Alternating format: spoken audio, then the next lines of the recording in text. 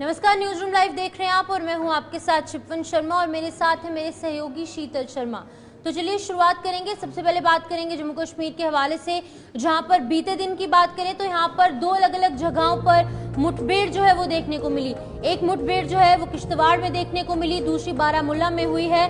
बता दें कि लगातार आतंकियों के खिलाफ ऑपरेशन में 3 आतंकियों को बारामूला में मार गिराया गया है। वहीं पर किश्तवाड़ में 2 जवान जो है वो वीर गति को प्राप्त हुए हैं। कहीं ना कहीं हमारा नुकसान भी काफी बड़ा हुआ है। 2 जवानों को यहाँ पर श्रद्धांजलि देने का काम जो है वो आज यहाँ पर किया जाएगा। और इसी बीच में किश्तवाड़ और बारामूला में 2 अलग अलग जगहों पे मुठभेड़ देखने को मिली। जम्मू कश्मीर में जम्मू डिवीजन में किश्तवाड़ में हुई और कश्मीर डिवीजन में यहाँ पर जो है बारामूला में एनकाउंटर देखने को मिला और 2 जवान जो है वो यहाँ पर शहीद हुए हैं और 2 जवान घायल भी हुए हैं। 3 आतंकियों को मार गिराने का काम भी यहाँ पर सिक्योरिटी फोर्सेस ने किया है। Security agency Jammu Kashmir police एकजुट होकर काम कर रही हैं और तस्वीरें आप देख सकते हैं जहाँ पर की एनकाउंटर जो है वो लगातार जारी है। ये 2 जवानों की तस्वीर आप साफ टीवी स्क्रीन पर देख सकते हैं, जहां पर ये वही 2 जवान हैं जिनको की यहां पर शहादत प्राप्त हुई है। और बारामूला में भी अभी भी सर्च ऑपरेशन जो है वो लगातार जारी है। एरिया को कॉर्डन ऑफ किया गया है। आने जाने वालों से पूछताछ भी देखने को मिल रही है। और 18 सितंबर का वो दिन था जहां पर पहले फेज में वोटिंग होनी है इन दोनों जगहों पर, लेकिन उसी के बीच में जो है वो यहाँ पर लगातार एनकाउंटर्स का सिलसिला देखने को मिल रहा है। आतंकियों में बौखलाहट देखने को मिल रही है। इसी बीच लेकिन हमारे जो एक्टिव सिक्योरिटी फोर्सेस हैं वो लगातार काम करते नजर आ रहे हैं। शीतल, बिल्कुल देखिए शिफन, लगातार फिर से आतंकी जो है वो हमले कर रहे हैं। बौखलाहट नजर आ रही है पाकिस्तान की तरफ से और पाकिस्तान के भेजे गए आतंकियों की तरफ से। पहले डोडा में पिछले कई दिनों से निरंतर हमले हुए, कई जवानों ने इसमें शहादत प्राप्त की और अब किश्तवाड़ भी ये आतंकी पहुंच चुके हैं। किश्तवाड़ वो इलाका है जो डोडा से बॉर्डर पर है और खास तौर पर कश्मीर के अनंतनाग जिले से भी उसका बॉर्डर लगता है। तो कुल मिलाकर जो पीर पंजाल या चिनाब वैली का ऊपरी इलाका है वो कश्मीर के संभाग से टच होता है। वो रास्ता आतंकवादियों के लिए आसान बन जाता है और उसी रास्ते का फायदा उठाते हुए आतंकवादी अब किश्तवाड़ में भी हमले कर रहे हैं। कल किश्तवाड़ के अंदर आतंकियों ने हमला किया जिसमें 2 जवान शहीद हुए और 2 जवान घायल हुए हैं। फिलहाल वहां पर सेना लगातार जुटी हुई है ताकि जल्द से जल्द जो छिपे हुए आतंकी हैं उनको बाहर निकाला जाए। सर्च ऑपरेशन जारी है क्योंकि घना जंगल है, वहां पर दूर का इलाका है। आतंकियों के साथ जो मुठभेड़ है इसमें 2024 में अब तक 90 से ज्यादा आतंकी घटनाएं हुई हैं। यह आंकड़ा पिछले समय से अभी तक का है। 2024 में अब तक 21 जवान शहीद हुए हैं और 18 नागरिक मारे गए हैं। 2024 में यानी जनवरी के महीने से सितंबर तक सेना ने 36 से ज्यादा आतंकियों को अभी तक ढेर कर दिया है। लेकिन 2024 में सेना को भी काफी नुकसान उठाना पड़ा है, देश को नुकसान भी उठाना पड़ा है। जनवरी में 2 आतंकी घटनाएं हुई हैं और 1 आतंकी इसमें ढेर हुआ है। वहीं आपको बता दें कि यहाँ पर फरवरी में 1 आतंकी घटना देखने को मिली और 2 नागरिकों की मौत हुई। 2 सिविलियंस को यहाँ पर अपनी जान गंवानी पड़ी। इसी बीच में मार्च महीने में 1 आतंकी घटना हुई और 2 नागरिकों की मौत। जिस तरीके से यहाँ पर फरवरी में हुई उसी तरीके से मार्च में भी 2 नागरिकों को अपनी जान यहाँ पर गंवानी पड़ी। तो लगातार आतंकियों के खिलाफ ऑपरेशन में अप्रैल में 15 आतंकी घटनाएं जो है वो जम्मू कश्मीर में हुई है। 3 नागरिकों की मौत हुई। 4 आतंकियों को ढेर करने में कहीं ना कहीं हमारे सिक्योरिटी फोर्सेस को बड़ी सफलता भी प्राप्त हुई। मई में 20 आतंकी घटनाएं हुई, 1 जवान शहीद हुआ, 1 नागरिक को अपनी जान गंवानी पड़ी और वहीं पर 5 लोग घायल हुए। जून में 21 आतंकी घटनाएं, 1 जवान शहीद, 9 नागरिक मारे गए और 11 आतंकी जो है वो यहाँ पर ढेर हुए थे। श्रीनगर की डल झील को वर्ल्ड क्लास टूरिस्ट जो है वो बनाया जाएगा। इसी बीच में आपको बता दें कि लगातार जो है आतंकियों के खिलाफ ऑपरेशन जो है वो लगातार जारी है और जुलाई में 20 आतंकी घटनाएं देखने को मिली, 15 जवान शहीद हुए, 13 आतंकी भी ढेर हमारे सिक्योरिटी फोर्सेस द्वारा किए गए। यानी कि अगर कुल मिलाकर देखें तो अगस्त महीने में 9 आतंकी घटनाएं हुई हैं, 4 जवान शहीद हुए और 1 नागरिक की मौत हुई और 2 आतंकियों को ढेर करने में सिक्योरिटी फोर्सेस ने सफलता हासिल की है। 2 अलग अलग जगहों पर मुठभेड़ का सिलसिला हमने कल देखा। जिस तरीके से किश्तवाड़ में 4, अगर इनिशियल रिपोर्ट्स की बात करें तो 4 यहाँ पर जवान जो है उनके इंजर्ड होने की खबर मिली, जिसके बाद कि 2 ने वीर गति को प्राप्त होते हुए यहाँ पर 2 जवान शहीद हुए और 2 यहाँ पर अभी भी घायल है जिनका इलाज अस्पताल में चल रहा है। वहीं पर दूसरी तरफ बारामूला में भी एनकाउंटर जो है वो देखने को मिला। बारामूला से हमारे साथ हमारे संवाददाता ज्वाइन कर चुके हैं नदीम वानी। नदीम, आपसे जानना चाहूंगी अभी तक की क्या सिचुएशन है, क्या कुछ अपडेट निकलकर सामने आ रहे इस एनकाउंटर के हवाले से? जी, आपको मैं बताना चाहता हूँ कि जो एनकाउंटर कल देर रात के हुआ, करीब 11:30 के करीब ये एनकाउंटर हुआ। तापर चक इलाका है, बारामूला का तापर चक इलाका है, जहाँ पर ये एनकाउंटर हुआ, जहाँ पर फोर्सेस को स्पेसिफिक इनपुट्स मिली थी कि यहाँ पर मिलिटेंट्स की मौजूदगी थी। जो ही इन्होंने डोर टू डोर तलाशी अभियान शुरू किया, जो ही ये सस्पेक्टेड स्पॉट पर पहुंचा जहाँ पर मिलिटेंट्स की मौजूदगी थी, मिलिटेंट्स से इनको अपनी ओर आते हुए देखा फोर्सेस को, तो इनके ऊपर अंधाधुंध गोलियां बरसाई, जिसकी वजह से ये एनकाउंटर में ये तलाशी अभियान एक एनकाउंटर में तब्दील हुआ। बाद में ये रात का टाइम था, इसलिए एनकाउंटर को वहां पर हाल्ट किया गया और आज सुबह अर्ली मॉर्निंग इस एनकाउंटर को फिर शुरू किया। और इस वक्त ये जो अब हमारे पास जो लेटेस्ट इनपुट्स हैं जो हमारे पास मौजूद हुए, 3 मिलिटेंट्स को मार गिराया है और ये जो इलाका है अभी भी इस इलाके को कॉर्डन ऑफ किया गया है। और इसके साथ साथ आपको मैं बताता चलूं कि पूरे एंट्री एग्जिट पॉइंट्स को बंद किया गया है। जब तक कि इस पूरे एरिया को सैनिटाइज नहीं किया जाएगा तब तक किसी को आने जाने की इजाजत नहीं दी जाएगी। जी शिपन। नदीम, क्या अपडेट है, कितने आतंकी इस इलाके में छिपे हो सकते हैं और कैसे इनको 3 को तो मार गिराए हैं और बाकी आतंकियों की तलाश कैसे जारी है? जी शीतल, मैंने आपको पहले भी बोला कि शीतल इस वक्त स्नैपर डॉग्स की दी जा रही है, उनकी स्नैपर डॉग्स को लाया गया है जो इस वक्त पूरे एरिया को चेक तलाशी हो रही है इस वक्त कि और भी कोई मिलिटेंट वहां पर छुपा हो ना पाए। तो इस वजह से पूरे एरिया को अभी तलाशी की जा रही है। और जब तक कि मैंने आपको पहले भी बोला कि जब तक इस पूरे एरिया को सैनिटाइज नहीं किया जाएगा तब तक हम पूरी डिटेल्स शेयर नहीं कर सकते। इस वक्त तक हमारे पास यही जो इत्तला हमारे पास मौजूद है कि 3 मिलिटेंट्स को मार गिराया है। बिल्कुल नदीम, चुनाव से ठीक पहले ही क्या आतंकवादी एक बार फिर से अपनी सक्रियता को बढ़ाने की कोशिश कर रहे हैं, अपनी प्रेजेंस को यहाँ पर शो करने की कोशिश की जा रही है? जी शीतल, आपको मैं बताना चाहूँ कि जहाँ पर आप देख सकते हो कि पिछले लोकसभा इंतखाबात में देखा जाए तो 59% के करीब वोटिंग हुई और अभी भी असेंबली इलेक्शन होने जा रहे हैं कि मिलिटेंट्स यहाँ पर अपनी प्रेजेंस दिखाने के लिए ये ऐसे हथकंडे इस्तेमाल कर रहे हैं। नदीम, चुनाव बेहद करीब हैं, 18 से चुनाव शुरू हो रहे हैं और चुनाव से ठीक पहले ये आतंकी हमले एक बहुत बड़ा थ्रेट और एक चुनौती बनते जा रही है। उसको निपटने के लिए अभी क्या तैयारियां हैं सुरक्षा एजेंसियों की तरफ से, सुरक्षा बलों की तरफ से और खास तौर पर जम्मू कश्मीर पुलिस की तरफ से? जी सीधा अगर हम बात करते हैं सिक्योरिटी के हवाले से तो सिक्योरिटी के चाको चाबंद इंतजाम किए गए हैं। ऑन टूर रहते हैं हमारे जवान 24/7। कोई भी ऐसा नागवार वाक़ा रनमा ना हो, उनको फेस करने के लिए वो हमेशा तैयार रहते हैं। और जहां चुनाव होने जा रहे हैं उसके लिए सिक्योरिटी के कड़े इंतजाम किए गए हैं। जी नदीम, जानना चाहूंगी क्या कुछ स्ट्रैटेजी बनाई जा रही है सिक्योरिटी फोर्सेस द्वारा, तमाम सिक्योरिटी एजेंसीज द्वारा? क्योंकि हमने देखा कि लगातार बारामूला में कुछ अलग अलग इलाकों पर एनकाउंटर्स देखने को मिल रहे हैं, अटैक्स देखने को मिल रहे हैं। क्या कुछ स्ट्रैटेजी जम्मू कश्मीर पुलिस और सिक्योरिटी एजेंसीज द्वारा बनाई जा रही है? जी, अगर सिक्योरिटी फोर्स ने कोई स्ट्रेटजी भी बनाई होगी वो हमसे शेयर तो नहीं करेंगे, लेकिन आपको मैं बताता चलूं कि ये जो अभी की जो मिलिटेंसी है ये पूरी ये जहां पर अगर इन्फिल्ट्रेशन के हवाले से बात करें, चाहे हम कुपवाड़ा के हवाले से बात करें जहां पर इन्फिल्ट्रेशन हुई, पिछले बार भी इन्फिल्ट्रेशन हुई, या जम्मू से जो इन्फिल्ट्रेशन हुई है, तो अगर लोकल्स का देखा जाए तो लोकल्स का जीरो सपोर्ट सी इसमें देखने को मिल रहा है। जी चलिए, बहुत बहुत शुक्रिया नदीम, ये तमाम जानकारी अपडेट साझा करने के लिए, हमारे दर्शकों को अपडेट करने के लिए। तो फिलहाल नदीम इस वक्त हमारे साथ बने हुए थे, जो जानकारी दे रहे थे किस तरह से आतंकवाद एक बार फिर से सक्रिय हो रहा है, अपने कदम बढ़ा रहा है। फिलहाल 3 आतंकवादियों को बारामूला के अंदर मार गिराया है, सर्च ऑपरेशन जारी है। दूसरी तरफ किश्तवाड़ के अंदर भी मुठभेड़ लगातार देखने को मिल रही है।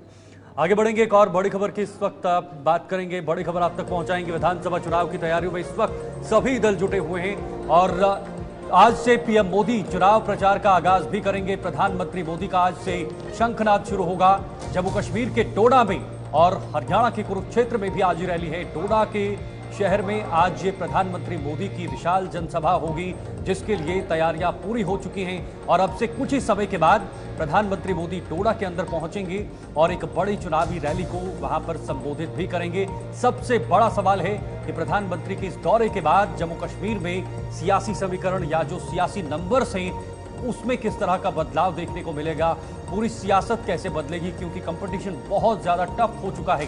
2014 के मुकाबले इस बार की परिस्थितियां पूरी तरह से विपरीत नजर आ रही हैं। मुद्दे अलग हैं, धारा 370 हटा है और जमीन पर जो कैंडिडेट से जो प्रत्याशी हैं वो भी काफी सारी संख्या में सामने आ चुके हैं। कोई इंडिपेंडेंट लड़ रहा है और कोई अन्य पार्टियों से निकलकर सामने आ रहा है। तो फिलहाल आज से पीएम मोदी चुनाव प्रचार का आगाज भी करने वाले हैं। बिल्कुल, जिस तरीके से जम्मू कश्मीर के हवाले से बात करें, यहाँ पे हरियाणा में दोनों ही स्टेट्स में यहाँ पर लगातार विधानसभा चुनाव की सरगर्मियां तेज हैं और इसी के साथ साथ आरएसपुरा विधानसभा से भी बड़ी खबर निकलकर सामने आ रही है, जहाँ पर सभी राजनीतिक दल जो है वो चुनाव प्रचार में जुटे हैं। अगर हम यहाँ की रीजनल पार्टीज की बात करें, peoples democratic party, national conference या फिर नेशनल पार्टीज बीजेपी और कांग्रेस, सभी राजनीतिक दल लगातार काम कर रहे हैं। इलेक्शन मैनिफेस्टोज आउट हो चुके हैं और इन इलेक्शन मैनिफेस्टोज में जो बड़े मुद्दे उजागर किए गए हैं उन मुद्दों को लेकर लोगों तक पहुंचने का काम किया जा रहा है। इलेक्शन कैंपेन की जा रही है ताकि ज्यादा से ज्यादा वोट जो है वो उनकी झोली में आ पाए। बिल्कुल, देखिए बीजेपी के साथ साथ कांग्रेस के दिग्गजों ने भी प्रचार प्रसार शुरू कर दिया है। जोरों शोरों पर भी कांग्रेस जो है इस वक्त प्रचार प्रसार कर रही है, खास तौर पर आरएसपुरा के अंदर। और सभी राजनीतिक दल इस वक्त अपनी पूरी कोशिश, अपना पूरा जोर लगा रहे हैं ताकि इन चुनाव को जीता जाए, इन चुनाव में जो है वो सफलता हासिल की जाए। कांग्रेस के दिग्गज भी प्रचार प्रसार में लगे हुए हैं। आज जब मल्लिकार्जुन खड़गे की रैली भी जम्मू कश्मीर के अंदर होनी है, तमाम बड़े से बड़े नेता भी जुटे हुए हैं और जमीन से जुड़े कार्यकर्ता भी इस वक्त अपनी अपनी पार्टियों के लिए, अपने अपने दलों के लिए प्रचार प्रसार कर रहे हैं। तो ये तस्वीरें भी आप देख रहे होंगे।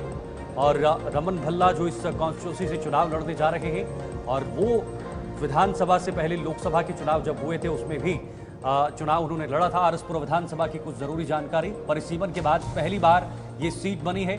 आरएसपुरा साउथ से रमन भल्ला कांग्रेस प्रत्याशी हैं, ये नई सीट बनाई गई है। आरएसपुरा साउथ से डॉक्टर नरेंद्र सिंह बीजेपी के प्रत्याशी हैं, यानी दोनों के बीच ये मुकाबला देखा जाएगा। 1962 से 2014 तक 8 बार कांग्रेस यहां से जीती है, यानी कांग्रेस का दबदबा रहा है। 2 बार बीजेपी ने अपने नाम यहां से जीत हासिल की है, यानी कांग्रेस यहां पर पूरी तरह से डोमिनेट नजर आ रही है। एक बार बीएसपी भी यहां पर जीती है। देखिए बीएसपी का दबदबा भी रहा है। एक बार बीएसपी ने भी अपने नाम ये सीट की है। 1,13,577 यहां पर आबादी है 2011 की जनगणना के मुताबिक। और ये आबादी अब तब से जो है वो बढ़ गई है और जैसे मैंने पहले कहा कि परिस्थितियां पूरी तरह से बदली हुई हैं।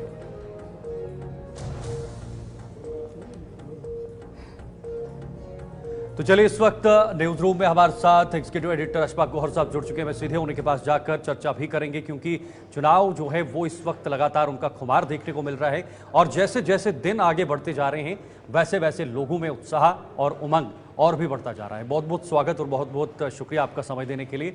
पूरे चुनाव को आप कैसे देखते हैं और खास तौर पर आरएसपुरा सीट जहां से कांग्रेस के दिग्गज प्रत्याशी जो रमन भल्ला, जिन्होंने पार्लियामेंट्री चुनाव भी वहां से लड़े हैं, जम्मू सीट से लड़े हैं और उनके विपक्ष में नरेंद्र सिंह रहेंगे, क्या लगता है दोनों पार्टियों का किस तरह का मुकाबला होना है और क्या चीजें निकल कर आ सकती हैं? देखिए, पहली बात तो ये क्लियर है कि परिसीमन के बाद, डिलिमिटेशन के बाद ये नई कॉन्स्टिट्यूंसी बनी है। लेकिन जब आप इस कॉन्स्टिट्यूंसी का ट्रैक रिकॉर्ड देखते हैं, जैसे आरएसपुरा कॉन्स्टिट्यूंसी कहते थे, तो जैसे हमने बताया कि ऑब्वियस सी बात है दबदबा कांग्रेस का रहा है और ये ऐसी सीट थी जहां से मुफ्ती मोहम्मद सईद भी जीत कर आए थे और ये था 1985।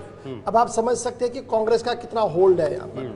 और अचानक से हालात तब बदले जब बीजेपी ने टेक ओवर किया जी। इसमें जब डॉक्टर गगन भगत, जो आजकल नेशनल कॉन्फ्रेंस के अंदर चले गए हैं, उन्होंने जीता था और उनके पास तकरीबन 25,000 के आसपास वोट आए थे और उनके मुकाबले में नेशनल कॉन्फ्रेंस के भूषण लाल थे जिन्हें 12,000 के करीब मिले थे और ये मुकाबला यहाँ पर देखने को मिल रहा था। लेकिन परिसीमन के बाद जो सिचुएशन है वो एंटायरली चेंज है। और रमन भल्ला का इस कॉन्स्टिट्यूंसी में आना, कांग्रेस वोट बैंक का होना और एक करिश्मिक लीडर इन्हें माना जाता है, एक अट्रैक्टिव लीडर इन्हें माना जाता है, वो उसका दिख रहा है ग्राउंड पर कहीं ना कहीं। नंबर 1। नंबर 2, बीजेपी के लिए जो सबसे बड़ी परेशानी थी वो डॉक्टर गगन भगत, जो एक जमाने में जीत कर आए थे, बीजेपी के साथ है, आज बीजेपी के साथ नहीं है और बीजेपी ने अपने नए कैंडिडेट डॉक्टर नरेंद्र सिंह को मैदान में उतारा है। वो कितना मुकाबला दे पाएंगे, एक बड़ा फैक्टर ये भी रहेगा। फिर इस पूरी कॉन्स्टिट्यूएंसी की टोपोग्राफी को जब आप देखेंगे और इस पूरी कॉन्स्टिट्यूएंसी को जब आप लोकसभा के चुनावों के साथ देखेंगे तो यहां पर मजबूत बेल्ट माना जाता है ये कांग्रेस का। अब इसमें बीजेपी कितनी सेंधमारी कर पाएगी, किस तरीके से वो उलटफेर कर पाएगी, वो देखने वाली बात होगी। लेकिन अभी तक जिस तरीके का कैंपेन ट्रायल चल रहा है, जिस तरीके की सूरत हम देख रहे हैं, एक मजबूत नेता के तौर पर एक साइड से देखा जा रहा है और दूसरी तरफ से ये देखा जा रहा है कि कम बैक करने की पोजीशन में है बीजेपी। अगरचे लगातार वो ये भी बता रही है 10 साल बेमिसाल, लेकिन at the end of the day हालात कब बदलते हैं, हवा कब बदलती है, उसका रुख कैसा होता है, वो आखिरी दिन पता लगता है जब लोग ईवीएम्स की ओर जाते हैं और at the end of the day वो फैसला करते हैं कि मैंने बटन कहां पे दबाना है, मैंने कमल के फूल पर हाथ डालना है या मैंने बाज़ाब्ते तौर पर हाथ का साथ देकर आगे बढ़ना होगा। यहां पर एक अच्छी बात यह है कि नो डाउट नेशनल कॉन्फ्रेंस का जब आप ट्रैक रिकॉर्ड खंगालते हैं तकरीबन 13-14 हजार के करीब वोट है इस कॉन्स्टिट्यूएंसी में, नई कॉन्स्टिट्यूएंसी में भी। तो अगर 13-14 हजार के बदले 5-6 हजार वोट भी अलायंस कैंडिडेट को मिलते हैं तो वो कहीं ना कहीं आपको और मजबूती दे रहा है। तो इसीलिए मैंने कहा ये जो पूरी नई परिसीमन बनी है और ये जो नई कॉन्स्टिट्यूएंसी जम्मू साउथ जिसे आप कह रहे हैं, यहाँ पर दिलचस्प मुकाबला अभी तक देखने को मिल रहा है। हवा अभी तक कांग्रेस की बनती हुई नजर आ रही है, आगे होगा क्या, वोटर्स के पास सब कुछ है। लेकिन आने वाले दिनों में जब प्राइम मिनिस्टर साहब आएंगे, तकरीरें होंगी, हो सकता है कुछ भी हो, लेकिन अभी तक टोपोग्राफी, वोटर लिस्ट और सब चीजों को खंगालने के बाद जो चीज सामने आ रही है वो ये आ रही है कि अलायंस का कैंडिडेट कहीं ना कहीं दबदबा बना सकता है इस पूरे मैदान में। ठीक है, दो बड़े फैक्टर से गौहर साहब जो आपने बताएं कि एक तो इतिहास जो कांग्रेस का घट रहा है, आरसपुरा में सबसे ज्यादा बार जीती है वहां से कांग्रेस, और दूसरा बड़ा फैक्टर है कि रमन भल्ला का बड़ा चेहरा आरसपुरा की सीट से लड़ रहा है, क्योंकि रमन भल्ला ने पार्लियामेंट्री कॉन्स्टिट्यूंसी में भी उन्होंने चुनाव लड़े हैं और बहुत ज़्यादा वोट उन्होंने वहां से प्राप्त किए थे। यही वजह है कि उन्होंने इस सीट से उन्हें फिर से प्रत्याशी बनाया गया है विधानसभा में अंदर। तो क्या ये दो बड़े जो फैक्टर्स हैं ये पूरी तरह से झुकाव देते हैं कांग्रेस की तरफ, और आने वाले समय में कांग्रेस के देखिए जब आप कांग्रेस स्ट्रेटजी को देखते हैं ना तो उन्होंने अब की बार बड़ा फूक फूक कर काम किया है और बड़ा माइन्यूटली एग्जीक्यूट किया है अपने डिसीजन को। वो कैसे, वो ये चीजें हम देखते थे बीजेपी के अंदर होती थी कि प्रत्याशी का अनाउंसमेंट करना है, कैंडिडेट की अनाउंसमेंट करते तो बहुत सारे फैक्टर्स को देखा जाता था, उसके बाद अनाउंसमेंट होती थी, चाहे एक दिन पहले भी अनाउंसमेंट होती थी। वो सारी चीजें कांग्रेस खीमे में भी है। कांग्रेस अपने कैंडिडेट को फाइल करने से पहले वहां की सिचुएशन को देख रही है, लोकल लीडरशिप को देख रही है, 2024 के चुनाव जो लोकसभा के हुए उनको ध्यान में रखती हुई है, और फिर अलायंस पार्टनर का कितना वर्चस्व वहां पर है, कितना दबदबा है और कौन सा सेक्शन वहां पर सबसे ज्यादा है, क्या सिख माइनॉरिटी ज्यादा है, हिंदू ज्यादा है, मुसलमान ज्यादा, तो उसको किस तरीके से वो बाइफरकेट करें, वो सारा गणित आज कांग्रेस देख रही है। इस वजह से मुझे लग रहा है कि एक जो प्लान मूव किया गया है रमन भल्ला को लेकर वो हवा अभी तक बनती हुई नजर आ रही है। लेकिन मैंने यही कहा कि at the end of the day तक जिस दिन वोटिंग होगी क्या यह हवा बरकरार रह पाएगी और इसी तरीके का माहौल दिखेगा, वो एक बड़ी बात होगी।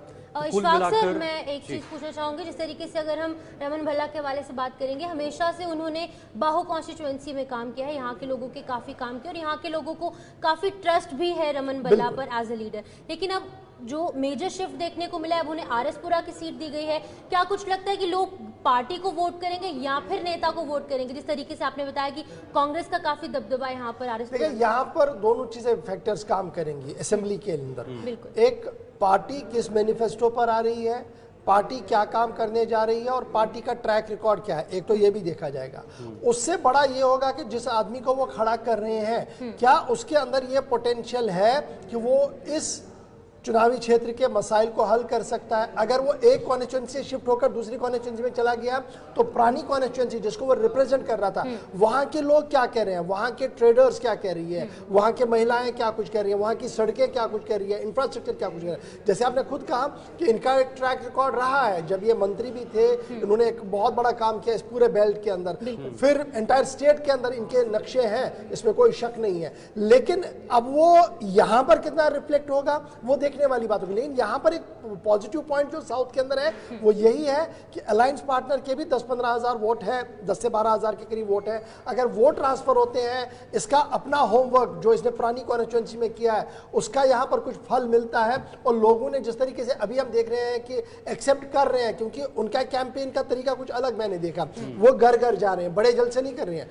वो डोर टू डोर कैंपेन कर रहे हैं। बीजेपी भी लगातार इसी तरीके से हम देख रहे थे माजी में करती थी, जब भी वो कैंपेन ट्रायल में जाती थी वो भी ऐसी ही करती थी। तो कहीं ना कहीं अभी डॉक्टर नरेंद्र साहब कितना इसको मुकाबला कर पाएंगे, कितना टफ मुकाबला होगा, वो तो आने वाला वक्त पर है। लेकिन फिलहाल हवा यही है कि इनके पास अपना प्रोग्रेस कार्ड है बहू का, इनके पास एज ए मंत्री का प्रोग्रेस कार्ड है और कांग्रेस का प्रोग्रेस कार्ड है। और फिर कांग्रेस लगातार सवाल बीजेपी से पूछ रही है कि 10 साल बेमिसाल आप बता रहे हैं, लेकिन इस बेमिसाल 10 साल के अंदर तो पंचर ही पंचर है, इसमें ये भी पंचर है, ये भी पंचर है, ये भी पंचर है, स्मार्ट सिटी में पंचर है। तो वो जब वो चार्जशीट दे रहे हैं उसका जवाब तो अभी तक भी बीजेपी की तरफ से नहीं आया है। तो मतलब बीजेपी के लिए एक बहुत बड़ी चुनौती है इस सीट के लिए, एक ये सिर्फ इस सीट, बिल्कुल अगर हम इस सीट पर आप फोकस करके पूछ रहे हैं तो ये इजी वॉक नहीं है, केक वॉक नहीं है, पसीना बहुत बहाना पड़ेगा डॉक्टर नरेंद्र सिंह साहब को, तब जाकर वो आगे आ सकते हैं। बिल्कुल, पीएम मोदी की रैलियां भी होनी है, आज भी डोडा में पहुंच रहे हैं। तो क्या पीएम मोदी का ऐसा मूल मंत्र या कोई ऐसे शब्द हो सकते हैं जो 2014 में देखने को मिले थे,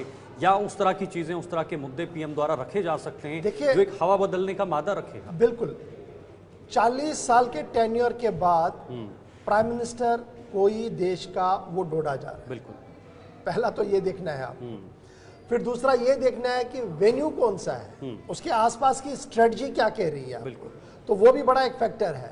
फिर बीजेपी ने जिन चेहरों को लाया, 7 से 8 चेहरे आज प्राइम मिनिस्टर के लेफ्ट राइट रहेंगे, जिनके लिए लेकर वो वोट मांगेंगे, वो वन साइडेड नहीं है। उसमें मुसलमान चेहरा भी है, हिंदू चेहरा भी है, लेडीज चेहरा भी है, यानी वुमेन फोक को भी रिप्रेजेंटेशन है, हिंदू भी है, मुसलमान भी है। तो इस तरीके से भी उसको आप देख लीजिएगा, क्योंकि एंटायर डोडा किश्तवाड़ के अंदर इसकी वेव जाएगी कि जनाब किस तरीके की वो सिचुएशन थी। तो ये भी एक देख लीजिएगा कि जब वो जम्मू कश्मीर को एड्रेस कर रहे हैं तो अब की बार वो वन साइड नहीं है, वो बैलेंस लेकर चलना चाहते हैं, हर एक को साथ लेकर चलना चाहते हैं। वो भी एक बड़ी चीज है।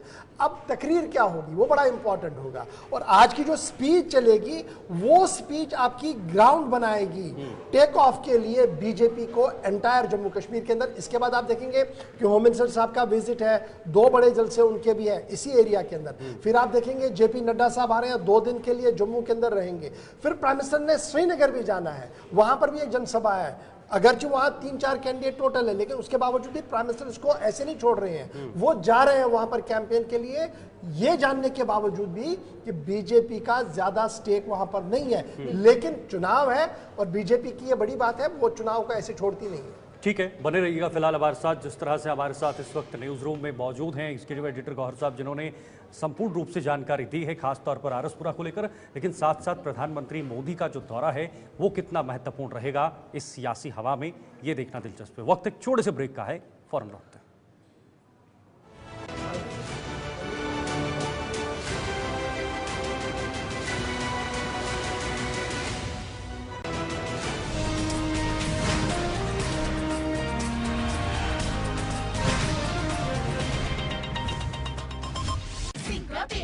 स्वागत है, आगे बढ़ेंगे। अब बात करेंगे पीएम मोदी के दौरे को लेकर। आज प्रधानमंत्री मोदी का जम्मू कश्मीर दौरा है और जम्मू कश्मीर के डोडा जिले में प्रधानमंत्री मोदी की रैली होनी है। जम्मू कश्मीर के दौरे पर पीएम नरेंद्र मोदी और कुछ ही वक्त बचा है, जिसके बाद प्रधानमंत्री डोडा में पहुंचेंगे और एक जनसभा को संबोधित करेंगे। पीएम मोदी के आगमन पर समर्थकों में उत्साह नजर आ रहा है। पीएम के आगमन पर सुरक्षा के कड़े इंतजाम किए गए हैं। एक तरफ आतंकवाद का साया, आतंकवाद के जो हमले हैं वो भी देखने को मिल रहे हैं, लेकिन उसी बीच प्रधानमंत्री मोदी डोडा के स्पोर्ट्स स्टेडियम में एक विशाल जनसभा को संबोधित करेंगे। शिफन जी, जिस तरीके से डोडा में प्रधानमंत्री नरेंद्र मोदी की रैली प्रस्तावित है और आज कुछ ही देर में पीएम मोदी जो है वो डोडा पहुंचेंगे, विशाल जनसभा को संबोधित किया जाएगा।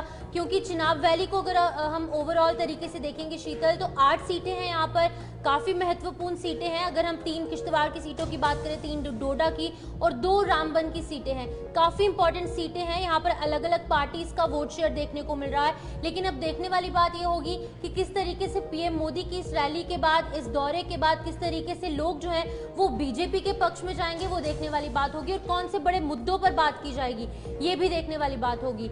अब हम अगर इस रैली के हवाले से बात करें तो जिस तरीके से हमने आपको बताया कि 40 साल के बाद कोई प्रधानमंत्री जो है वो डोडा में पहुंच रहे हैं, काफी इंपॉर्टेंट रैली जो है वो आज की रहने वाली है। डोडा में प्रधानमंत्री साहब आ रहे हैं हमारे, तो उन्हें देखेंगे, उनका भाषण सुनेंगे, क्या बोलते हैं। पहली बार देखना है उनको, आज तक हमने उनको देखा भी नहीं है। तो हमें बहुत खुशी है जो हमारे ज़िले में इधर आए हैं, डिस्ट्रिक्ट में आए हैं, तो देखेंगे उनका कुछ भाषण सुनेंगे, क्या बोलेंगे क्या नहीं। बहुत उम्मीद है हमें, हमें बहुत उम्मीदें हैं उनकी। जो काम नहीं भी हुए हैं वो उन्होंने किए हैं। सब कुछ हमें फुल इख्तियार दिया है, उन्होंने काम करने का हक दिया है। हमारा हक जो मिलता था मिल रहा है। बहुत उम्मीद है, लोग बहुत होंगे इधर, काफ़ी दुनिया आ रही है, अभी आ रहे हैं, कुछ टाइम में पहुंच जाएंगे इधर। क्या कहेंगे सर, इतने खुश हैं हम कि पहली बार इतिहास में पहली बार हो रहा है कि डिस्ट्रिक्ट डोडा में, रॉयल डोडा में जो है पहली बार प्रधानमंत्री मोदी जी आ रहे हैं। और हमें पूरी उम्मीद है कि कुछ ना कुछ सौगात हमारे इस रॉयल डोडा को दे के जाएंगे। लोग तो भारी संख्या में आ रहे हैं सर, मैं क्या बताऊं, हम 70 किलोमीटर दूर से आए हुए हैं। लोगों की, जहाँ तक मेरा एरिया है, हमारा बलाकासर का एरिया है, तो वहाँ से मैक्सिमम 30,000 से ज़्यादा लोग आए हैं। मोदी जी पे हमें पूरी उम्मीदें हैं। तो आपने सुना लोग किस तरह से प्रधानमंत्री का वेट कर रहे हैं, क्योंकि लंबे समय के बाद कोई प्रधानमंत्री डोडा के दौरे पर हैं। हमारे साथ एग्जीक्यूटिव एडिटर अशफाक गौहर साहब बने हुए हैं। गौहर साहब, किस तरह से मोदी को दौरे को आप देख रहे हैं, क्योंकि चिनाब वैली की 8 सीटें हैं, पहले 6 थी, अब 8 हो गई हैं। परिसीमन के बाद हर जगह की परिस्थितियां बदली हैं, तो प्रधानमंत्री का ये दौरा कितना अहम है?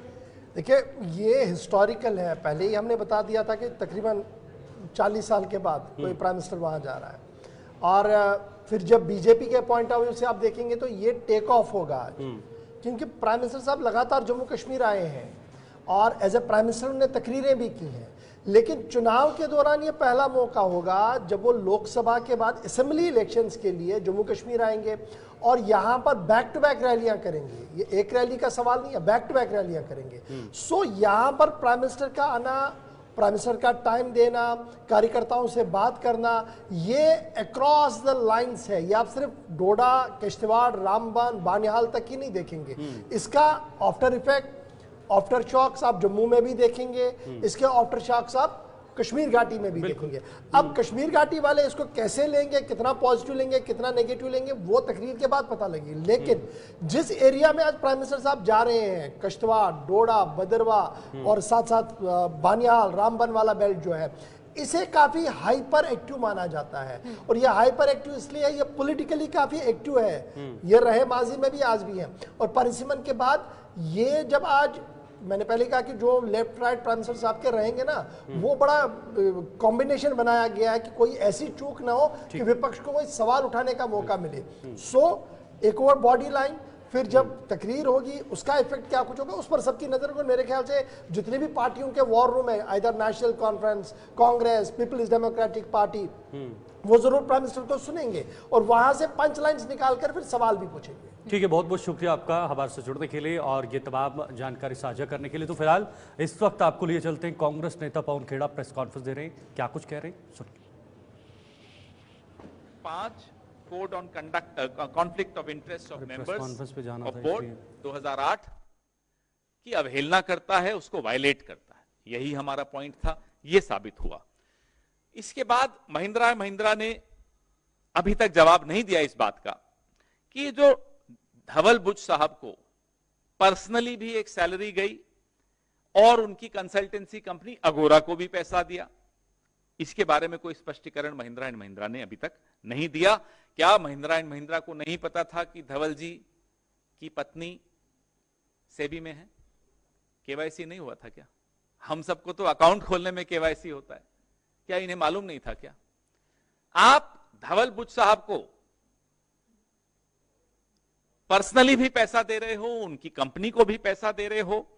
4.78 करोड़ पर्सनली दिया, 4 करोड़ 78 लाख और 2 करोड़ 59 लाख अगोरा एडवाइजरी को दिया, तथा कथित डॉर्मेंट कंपनी को दिया। So called dormant company got this money from companies which SEBI was adjudicating.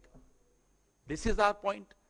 अब जवाब में आप, माधवी जी ने भी कोई जवाब दिए, मैं देख रहा था, जवाब में आप कहें कि साहब हमारी ये क्वालिफिकेशन है। आप बोले पवन जी आपने ये क्यों किया, सवाल आप मुझसे पूछें तो क्या मैं अपनी डिग्रियां गिनाऊंगा? मैं आपको जवाब दूंगा कि मैंने ये गलत किया, सही किया, जो भी किया। आप डिग्रीज का, हम आपकी बहुत कदर करते हैं। I am sure you are good at what you do, हमें आपसे कोई आपत्ति नहीं है, ना आपसे कोई पर्सनल कोई दुश्मनी है। लेकिन the question is to SEBI, the question is to the chairperson SEBI, the office of chairperson SEBI. Any conflict of interest in SEBI, in that institution of SEBI, has a direct bearing on the crores and crores of people who invest in stock market. हमारे सवाल सेबी की chairperson की कुर्सी से हैं, इस संस्था से हैं, क्योंकि कोई भी हितों का टकराव जब होता है तो उसका खामियाजा, उसकी कीमत करोड़ों उन लोगों को, मिडिल क्लास के उन लोगों को चुकानी पड़ती है जो शेयर मार्केट में निवेश करते हैं। अब मैं अपनी आज की खुलासे पे आता हूं। मेरे साथियों को कहूंगा कि अब स्लाइड को आगे बढ़ाएं। पहला खुलासा तो ये कि 2017 से 23 के बीच में माधवी जी होल टाइम मेंबर और उसके बाद सेबी की चेयरपर्सन की हैसियत से, तब ये बन चुकी थी होल टाइम मेंबर 17 में, लिस्टेड सिक्योरिटीज में ट्रेडिंग कर रही थी। आप टेबल दिखाइए, ये टेबल है 17-18 का टेबल आपके सामने है। 4 करोड़ 72 लाख, 18-19 में 19 करोड़ 54 लाख, 19-20 में 2 करोड़ 6 लाख, 20-21 में 6 करोड़ 91 लाख। ये आपके सामने है। टोटल 36 करोड़ 96 लाख, लगभग 37 करोड़ की इन्होंने ट्रेडिंग लिस्टेड सिक्योरिटीज में की है। आप कहेंगे तो क्या हुआ? तो उसका जवाब यह है कि ये भी सेक्शन 6, ये सेक्शन 6 इसमें है, आपको मैं दे रहा हूं, of SEBI's code on conflict of interest for members की अवहेलना है। ये कॉन्फ्लिक्ट ऑफ इंटरेस्ट है, ये वायलेशन है, ये सीधे सीधे वायलेशन की कैटेगरी में आता है। आप अपने जवाब में लिखती हैं मैंने बता दिया था, माफ कीजिएगा, मुझे याद है लेटरल एंट्री पहले हुई थी।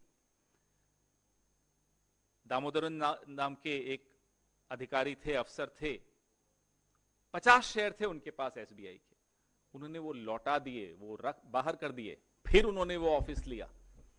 तो ये उदाहरण होता है। तो आप ये कह दें कि मैंने सूचित कर दिया, किसको किया किसको नहीं किया, उससे मायने नहीं रखता। फिर आप अपनी डिग्रीज बताएं, मायने नहीं रखती। पूरा सम्मान है आपकी डिग्रीज को, मेहनत की होगी आपने उन डिग्रीज को पाने के लिए।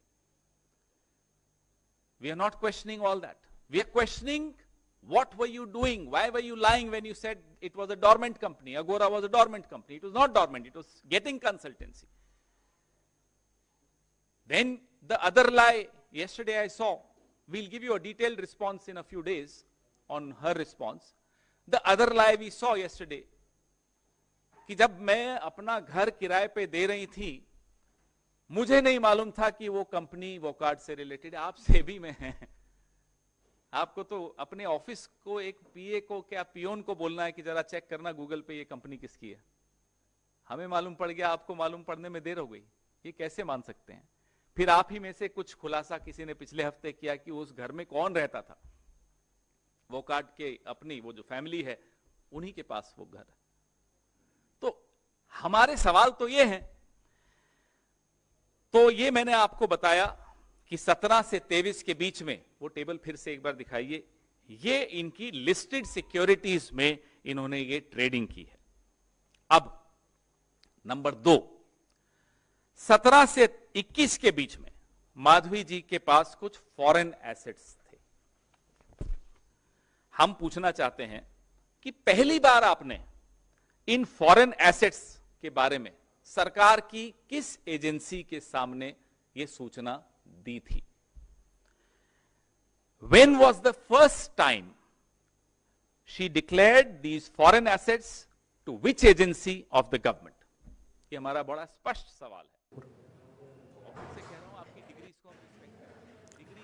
प्रेस कॉन्फ्रेंस कांग्रेस नेता पवन खेड़ा की आप सुन रहे थे। दिल्ली से इस वक्त लाइव प्रेस कॉन्फ्रेंस दे रहे थे और कई मुद्दों को लेकर इस प्रेस कॉन्फ्रेंस में पवन खेड़ा ने अपनी बातें सामने रखी हैं। अब आपको जरा लिए चलते हैं गोरखपुर, जहां पर इस वक्त सीएम योगी आदित्यनाथ भी संबोधित कर रहे हैं। और समझती है वह राजभाषा हिंदी है। राजभाषा हिंदी के बारे में एक बात जरूर है कि इसका मूल देववाणी संस्कृत से है। और जब हम भाषा का अध्ययन करते हैं तो दुनिया की जितनी भी भाषाएं हैं, बोलियां हैं, कहीं ना कहीं उनका स्रोत देववाणी संस्कृत में, वह वैदिक संस्कृत हो सकती है, व्यवहारिक संस्कृत हो सकती है, इससे जुड़ती हुई दिखाई देती है। और इसीलिए जब हम इस महत्वपूर्ण संगोष्ठी में यहां उपस्थित हुए हैं तो हमें इस बात को ध्यान में रखना होगा कि हिंदी का इस गोष्ठी से संबंध भारतेंदु हरिश्चंद्र ने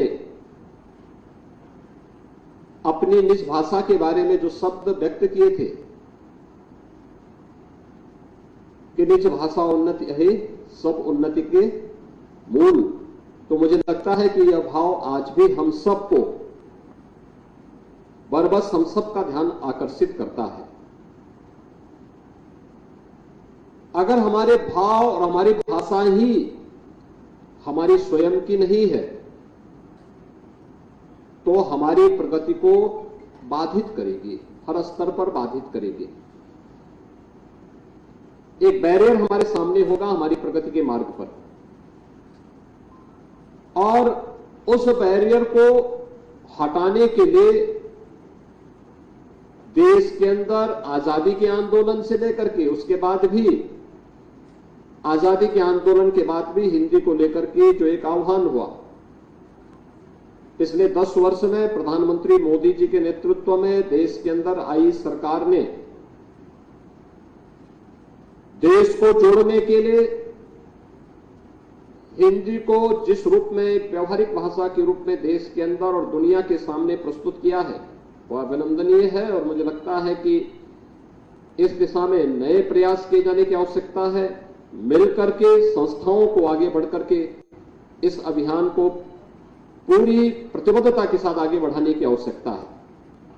आज इसका परिणाम है कि मेडिकल और इंजीनियरिंग की पाठ्यक्रम भी अब हिंदी में आपको दिखाई दे रहे होंगे और तेजी के साथ इस दिशा में लोगों के मन में एक भाव पैदा हुआ है। आज हम लोग देखते हैं जब दुनिया के राजनयिक आते हैं, अब वे भी जब भारत के अंदर आते हैं तो पहले जब भारत का राजनयिक उनके साथ संवाद बनाता था तो अंग्रेजी या उनकी भाषा को माध्यम बनाना होता था। आज जब वे हमसे संवाद बनाने के लिए आते हैं तो वे स्वयं भी हिंदी को माध्यम बना करके हमसे संवाद बनाना चाहते हैं। यह एक नए भारत का दर्शन हम सबको कराता है। हिंदी दिवस के अवसर पर हम इस अंतर्राष्ट्रीय संगोष्ठी के साथ आज यहां पे जुड़ रहे हैं। भारत के संतों की परंपरा सदैव जोड़ने की रही है और संतों ने प्राचीन काल से ही, भारत की ऋषि परंपरा ने प्राचीन काल से ही इस समरसता के महत्व को, इस समता मूलक समाज के महत्व को सदैव महत्व दिया है। याद करिए, केरल में जन्मा एक सन्यासी आदि शंकर के रूप में भारत के 4 कोनों में 4 पीठों की स्थापना करता है। आचार्य शंकर जब अपने अद्वैत ज्ञान से परिपूर्ण होकर के आगे की साधना के लिए वे काशी में आए तो काशी में साक्षात भगवान विश्वनाथ ने उनकी परीक्षा लेनी चाहिए और उन्होंने इस बात को देखा कि प्रातः काल जब ब्रह्म मुहूर्त में आदि शंकर गंगा स्नान के लिए जा रहे होते हैं तो वह सबसे अछूत कही जाने वाली एक सामान्य व्यक्ति के रूप में वह उनके मार्ग के सामने खड़े हो जाते हैं। तो स्वाभाविक रूप से आदिशंकर के मुंह से निकलता है, हटो, मेरे मार्ग से हटो।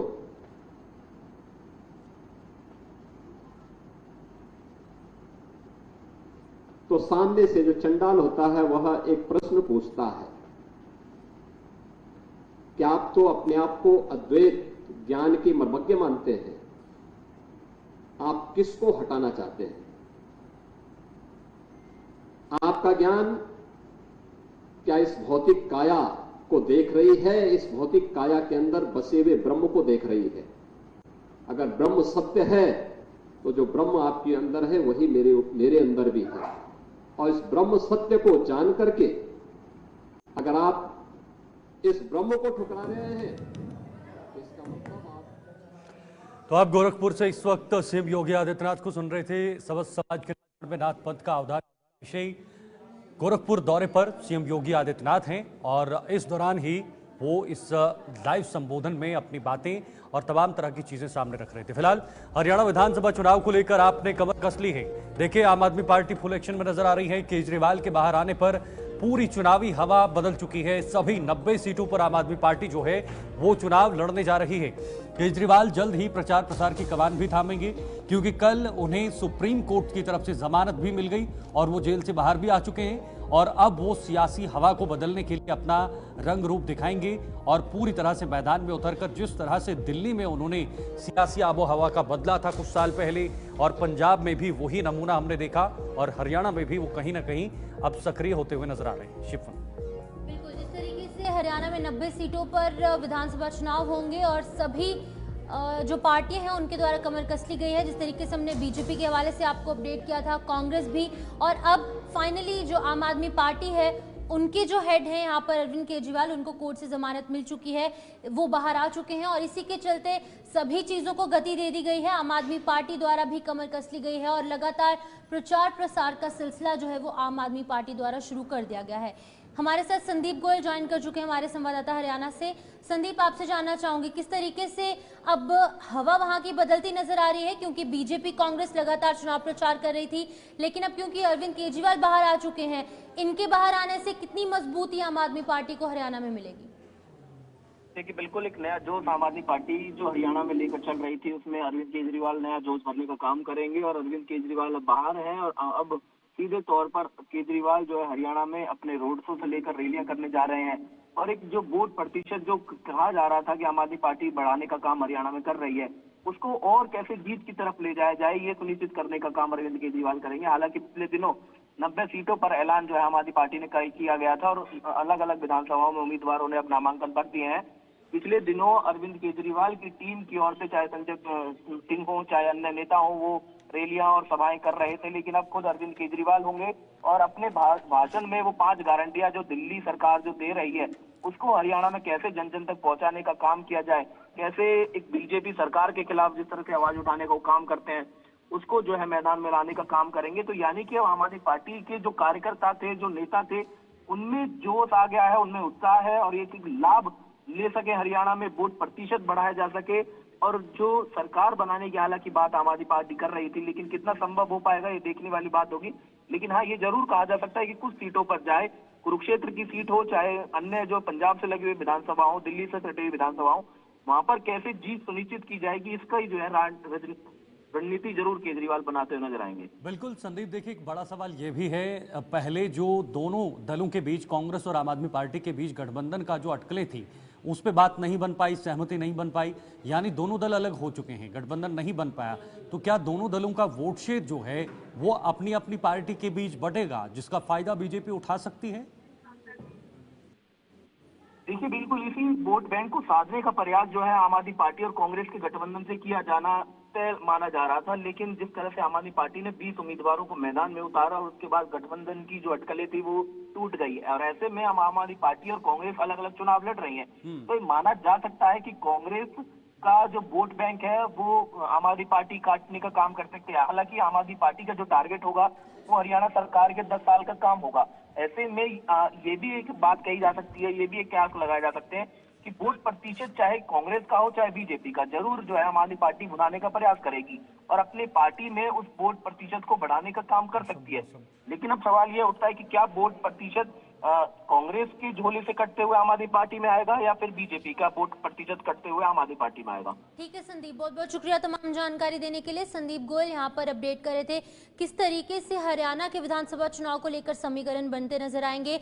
अब क्योंकि अरविंद केजरीवाल बाहर आ चुके हैं तो स्थिति कुछ और है। इसी बीच में मौसम के हवाले से अपडेट कर दे, देश में भारी बारिश का अलर्ट जो है वो जारी किया गया है। 6 अलग अलग राज्यों के नाम सामने आ रहे हैं जहां पर रेड अलर्ट, ऑरेंज अलर्ट जारी किया गया है। बद्रीनाथ धाम की जो यात्रा है वो स्थगित हो चुकी है।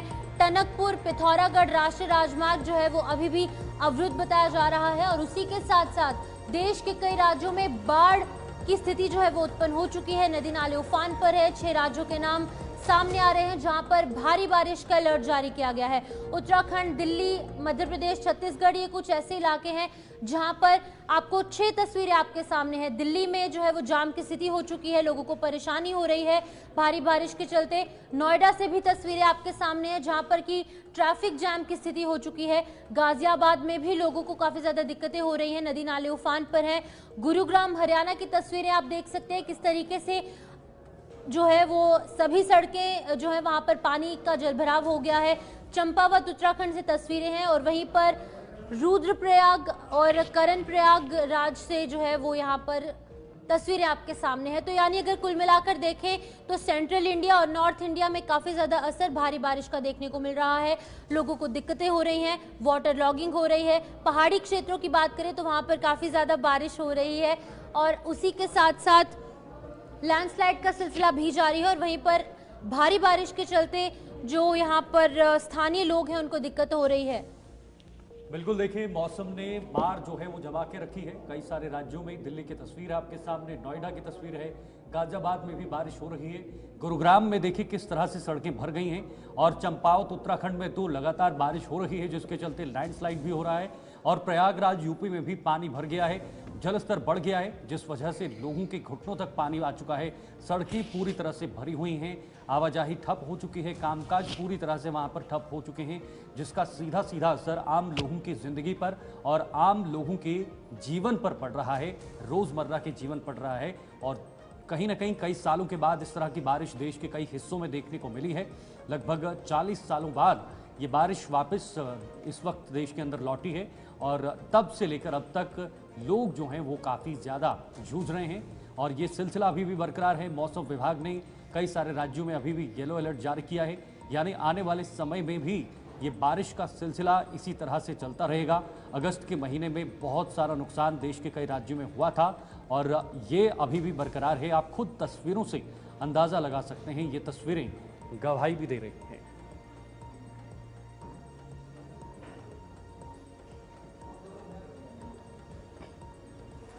चलिए अब आपको इस वक्त उत्तर प्रदेश लिए चलते हैं जहां पर अखिलेश यादव लाइव हैं, सुनिए।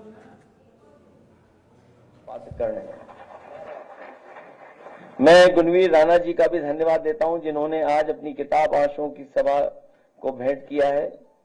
इसके साथ साथ जितने भी साहित्यकार हैं मैं उनका भी स्वागत करता हूं और भरोसा दिलाता हूं जिस तरीके से राम मनोहर लोहिया जी, नेताजी और समाजवादियों ने जो हिंदी के बढ़ाने के लिए, संवर्धन के लिए, संरक्षण के लिए जो काम किया है उस काम को आगे बढ़ाएंगे।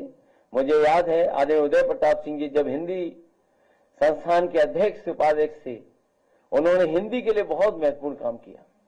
जितने भी साहित्यकार थे, कवि थे, उन्हें ढूंढ ढूंढ करके सम्मान करने का काम उस समय हुआ था। यश भारती से भी सम्मानित करने का काम हम लोग किया था। हिंदी बढ़े, हिंदी के साथ साथ हमारी भारतीय भाषाएं बढ़े, हमारी उर्दू बढ़े, यही संकल्प लेकर के हिंदी दिवस की मैं आप सबको बहुत बहुत बधाई और बहुत बहुत शुभकामनाएं देना चाहता हूं।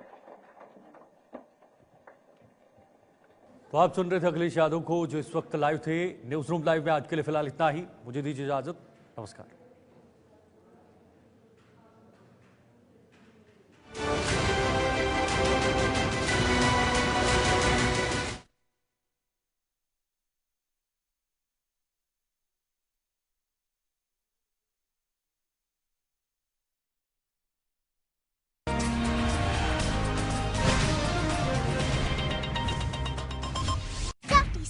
Pop-up mayo, very gentle, little angel. Baby चाहे जो बनना चाहे